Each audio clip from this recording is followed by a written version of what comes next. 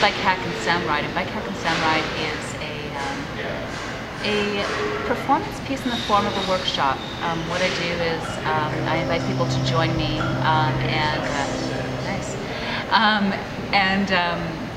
come together, and I teach people how to make low-cost, really low-tech noisemakers for the bikes.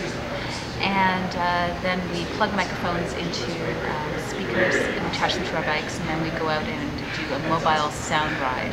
So basically we become this very large collective sound piece. I mean, I think that, you know, one of the things I'm interested in is sound in public space, and also ways to articulate our presence within our space. I mean, you hear all sorts of sound in public spaces that you don't want to hear, and a lot of spaces aren't even public. You know, for example, a lot of spaces in Calgary are actually privately owned public space where, you know, it's open to the public, but if you're doing something that people don't like, the corporation can kick you off. So I'm really interested in sort of, I guess, form of sound activism, I guess, and then also just conceptually the idea of what happens when your motion is tied to generating sound.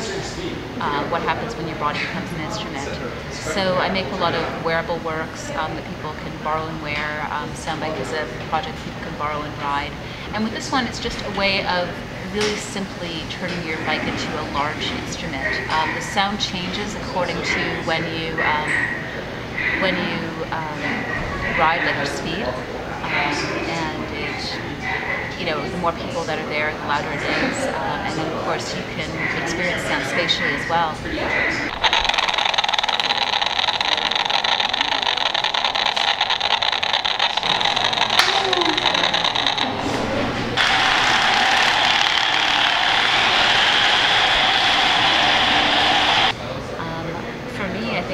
Of, you know, engaging in something fun, it's a form of collective action, by showing that there's a lot of people who take over the streets with their bikes. It's a really good way to advocate for more bike lanes, or, you know, stiffer penalties for people who park in the bike lanes. That's a big problem in Toronto, is we have these bike lanes where people tend to park in the bike lanes, which makes things dangerous.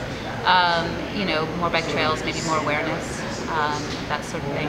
And it's also really fun. It's really fun to bike with groups of people. Like, it's a good way to meet people. You know, the cycling community attracts people of all stripes. You have artists and activists and people who just bike to work, people who are sort of, you know, train in marathons. I mean, you get people from all over, so it's a really good way for people to come together and meet.